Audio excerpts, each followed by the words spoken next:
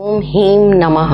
ये मंत्र इतना कारगर है कि सर्व कार्य के लिए सिद्ध मंत्र है। इस मंत्र को जितना आप जपेंगे, ओम ह्रीं नमः, ओम ह्रीं नमः, ओम ह्रीं नमः, आपका जो भी मनोरथ होगा, ये सभी कार्यों को सफल और सक्सेस बनाने के लिए बहुत ही कारगर सिद्ध मंत्र है। इसके माध्यम से हम अपने जीवन में जो चाहे वो कार्य को कंप्लीट कर सकते हैं। एक नियम के साथ बैठते हो, मैंने आपसे कहा, जब भी आप पूजा अर्चना आराधना करने बैठ रहे हैं, एक माला आपको मंत्र जाप करना है। इस मंत्र का जाप करेंगे यदि आप 11 दिन 21 दिन, तो आपके जो भी कार्य रुके हुए होंगे वो तुरंत में होना शुरू हो जाते हैं। ये प्रक्रियाएं कुछ इस तरीके से होती हैं, जैसे जैसे हम इन्हें करते जाते हैं तो परमेश्वरी शक्तियों के प्रति हमारा विश्वास जो है वो बढ़ता जाता है। परमेश्वरी शक्तियां हमारी जो भी मनोकामनाएं हैं उन्हें पूर्ण करना शुरू करती हैं। जैसे आप लक्ष्मी के लिए इस मंत्र का उपयोग कर रहे हैं, आपके घर में धन धान्य की कमी है,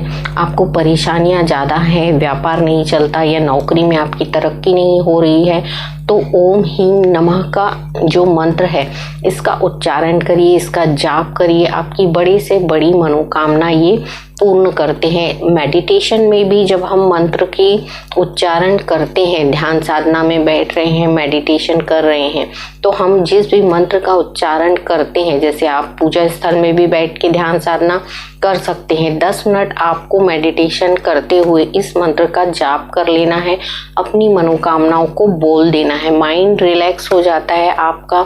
इसके अलावा आपके शरीर में सकारात्मक ऊर्जाएं जो हैं वो स्थापित हो जाती हैं। जब सकारात्मक हो जाता है शरीर, तो ये पॉजिटिव एनर्जी के साथ हमारे सभी जो जीवन के कार्य हैं उनको करना शुरू करता है। तो आपके जीवन में जब विकास होता है तो मंत्रों के उच्चारण से आपका जो जीवन का विकास है वो आपको उस दिशा में ले जाता है जहां आपकी सफलता है। हम क्या होते हैं, अपनी अंतर आत्मा में जब हम स्थापित परमेश्वर को पुकारते हैं, ध्यान साधना में बैठते हुए उनके साथ जुड़ते हैं, तो वो कहीं ना कहीं हमारा मार्गदर्शन करना शुरू करते हैं। जब तक हम ध्यान साधना में बैठते नहीं हैं, अंतर मन से अपने जुड़ते नहीं हैं, तब तक हम जीवन में कहीं ना कहीं भटकते रहते हैं। भटकाव बहुत होता है जीवन में।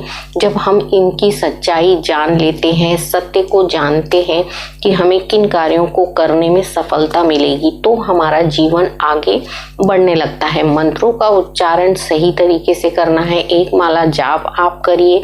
आपके घर में धन के भंडार यदि नहीं भर जाएं, तो आप कहना, यदि आप उन नियमों को फॉलो करते हुए मंत्र जाप करते हैं, जैसे मैंने कहा, मंत्रों का उच्चारण जब आप करते हैं तो आपको लाल आसन का इस्तेमाल करना है। मंत्र की जो माला जो आप जप रहे हैं, उस माला को नमस्कार करते हुए आपको उसकी जगह पे स्थापित करना है। जिस आसन पे आप मंत्र का जाप करते हैं उस आसन को सम्मान देना है, क्योंकि मंत्र के उच्चारण से वो माला भी जागृत हो जाती है और आसन भी जागृत हो जाता है। पूजा अर्चना आराधना करने की जितनी वस्तुएं हैं जो आपकी साक्षी होती हैं आपके पूजा स्थल में आपके साथ, वो सारी जागृत हो जाती हैं मंत्रों के उच्चारण से। यदि एक माला जाप कर रहे हैं तो रोज 11 दिन 21 दिन आपको नियम बनाते हुए इस मंत्र का जाप करना है। देखिए, धन की जो कमी है ना, इस मंत्र के उच्चारण मात्र से आपकी पूरी होना शुरू होगी। आपके पास कहीं ना कहीं से धन आना शुरू हो जाता है, मार्ग बनते जाते हैं और जीवन आगे बढ़ता जाता है। फिर विपत्तियां और परेशानियां जीवन में नहीं रहती हैं। सच्ची श्रद्धा और भक्ति से की गई पूजा अर्चना और आराधना हमारे जीवन में एक परिवर्तन लाती है, तो उन्हीं को हमें करना है और उन्हीं से हमारे जीवन को आगे हमें बढ़ाना है। आपको जीवन में भटकना नहीं है। इन भटकाव से जब हम अलग हो जाते हैं, सत्य को जान लेते हैं, तो हमारे जीवन में विकास होना, उन्नति होना शुरू होता है। तो जब भी आप किसी यदि व्यवसाय के लिए कर रहे हैं, धन संपदा की प्राप्ति के लिए कर रहे हैं, सर्व कार्य सिद्ध मंत्र है। सभी कार्यों में एक ही मंत्र जो ओम ह्रीं नमः का आप उच्चारण करेंगे, इस मंत्र के जाप से आपकी जितनी भी परेशानियां हैं और प्रॉब्लम्स आपके सॉल्व हो जाते हैं। तो इनको नियम से करिए। कोई भी एक समय, मैंने आपसे कहा रात के 9:15 का जो समय होता है वो अद्भुत समय होता है अपनी मनोकामनाओं को पूर्ण करने का। आपके घर के आसपास यदि शिवलिंग है, वहाँ शिवलिंग में जाके आप 9:15 पे यदि शिव जी के मस्तक पे एक बेलपत्र रख कर आ जाते हैं तो आपकी बड़े से बड़ी परेशानी जो है वो दूर होना शुरू होती है। मंत्रों का उच्चारण भी आप वहाँ पे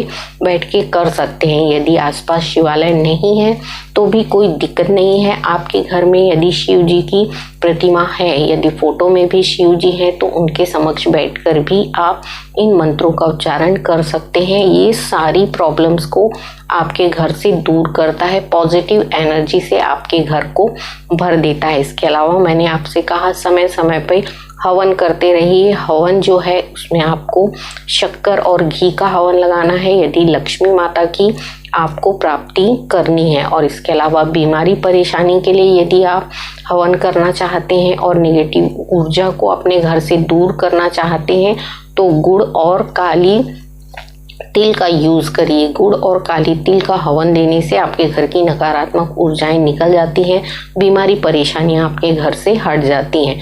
तो इन उपायों को करके देखिए, जीवन में आपके बदलाव अवश्य आएगा। अगले वीडियो में फिर मैं मिलूंगी, तब तक के लिए राधे राधे।